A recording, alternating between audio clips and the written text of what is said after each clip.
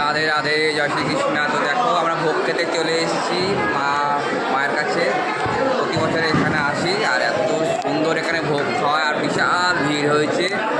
দেখো সব বসে গেছে ভোগ খেতে। আমরা এসেছি অনেক রাতে যাতে খুব ফাঁকা হয়, কিন্তু ফাঁকা না, অনেক ভিড়। আগে করে খুব তাড়াতাড়ি হয়েছিল, কিন্তু দেখছি এখন যত রাত হচ্ছে অত আরও তাড়াতাড়ি অনেক লোক ভরে যাচ্ছে। আর এদিকে তো বসে গেছে আমার নাতনি। দেখো এই যে নাতনিরা বসে গেছে, এরা দুজন। আমরা এখনো সিট পাইনি, ফাঁকা হচ্ছে আস্তে আস্তে। কি সুন্দর লোকালিটি দেখো, পুরো লোক ভরা পুরো।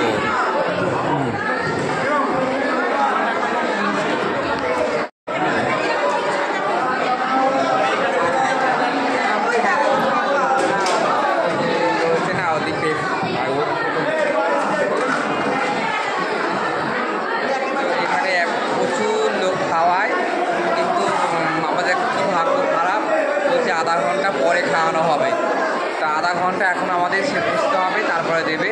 আর ওইদিকে দেখো লোকে ওইদিকে ঝামেলা পাকিয়ে দিয়েছে হাতে হাতে নেওয়ার জন্য। একটা রুলস আছে, এখন মায়ের অঞ্জলি হবে, ওই জন্য বললে একটু পরে খাওয়ানো আবার শুরু হবে। আর এখানে এত সুন্দর ভোগ খাওয়ায় মানে বলার মতো না, খুব দারুণ অসাধারণ অসাধারণ।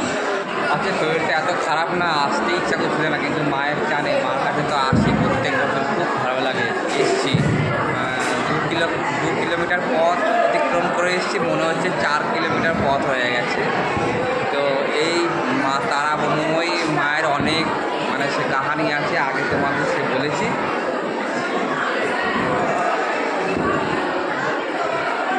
আগেই তো বলেছি, অনেকেই মানে জানে, আর অনেক দূর দূরান্ত থেকে এখানে পুজো দিতে আসে। আর পৌষ মাসে তো 1 মাস ধরে এখানে মেলা হয় আর প্রচুর ভিড় হয় পুজো দেওয়ার জন্য।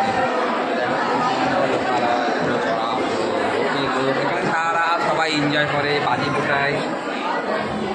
তো আমরা পাতা পেয়ে গেছি, যে পাতা নিয়ে সব বসে আছি আর খিচুড়ি অপেক্ষায় রয়েছি। বলেছিল আধা ঘন্টা, তাদেরকে 10-15 মিনিটের মধ্যেই সব পাতাগুলো পেয়ে গেছে।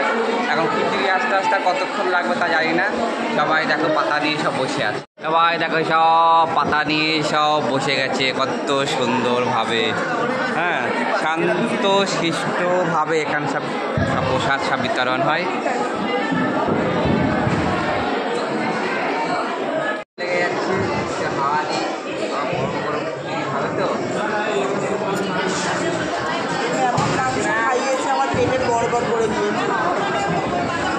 আমাদের দিনযাপ হয়ে আমাদের শরীরের জীবনশক্তি একদম কমে গেছে। ভালো অনেক জায়গায় চিন্তার শক্তি নেই। মায়ের মুখ চলে এসেছে, যে খেতে লেগেছি।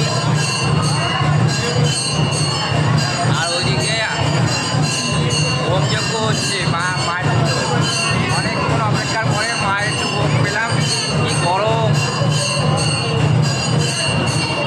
এটাই লাস্ট ব্যাচ।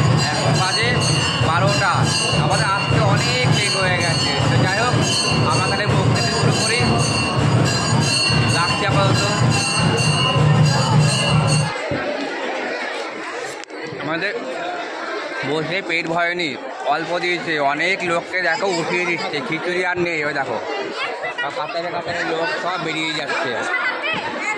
আমাদের দিয়েছে 1 হাতা করে, দেখেন লাইনে দিচ্ছে, যে পাতায় পাতায় করে। ওটা তো 1 হাতাও দেয়নি, দেখেন এই পাতায় পাতায় করে দিচ্ছে। লাইন দিয়ে আবার নিলাম, কারণ এখন বাজে 12:30, 1টা প্রায় সে বাজতে গেল। বাড়িতে গিয়ে কি আবার রান্না করবো? অত লোক দেখো না খেয়ে সব বেরোচ্ছে। খিচুড়ি পাইনি গো, এতক্ষণ ধরে 1 ঘন্টা সে বসিয়ে রেখে দিচ্ছে। আর 1 ঘন্টা বসে যদি মানে সে প্রসাদ না পায়। দেখো আমাদের কালীবাড়ি মন্দিরটা কি দারুণ, অসাধারণ অসাধারণ। এরকম হয়নি, প্রচুর লোক হয়েছে। আর খিচুড়িটা এত দারুণ বানায় মানে বলার মতো না।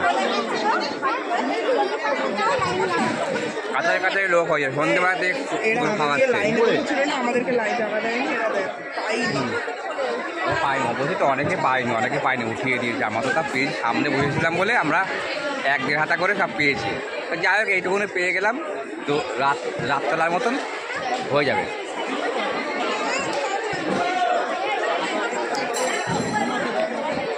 আমার ভাগ্নে আর বিশাল আবার লাইন দিয়ে ওরা পেট ভয়নি ওদের তো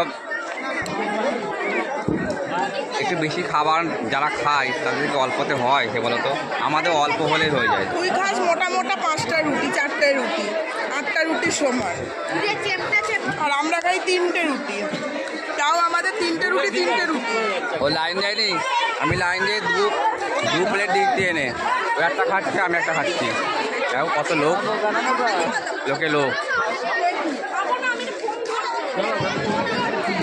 তো সবাই চলে গেছে প্রায়, আর কয়েকজন আর বাকি আছে। আর আমাদের তো ফল প্রসাদ খেয়েও পেট ভরলাম, হয়ে গেছে, পেয়ে গেছি মানে যুদ্ধ করে। আর দেখো মন্দিরটা কি দারুণ লাগছে, মাকে সেরে চলে যাচ্ছি। আজকে মায়ের পুজো শেষ, কালকে থেকে ঠাকুর দেখা ধুম লেগে যাবে। তো আজকে মিনি ব্লগটা একটু বড়ই হয়ে গেছে। আমার এই ব্লগটি এখানে রাখছি, বাই বাই, ভালো থেকো, গুড নাইট, হ্যাপি দীপাবলি, মা সবাইকে সুস্থ রাখুক। তো বাই বাই।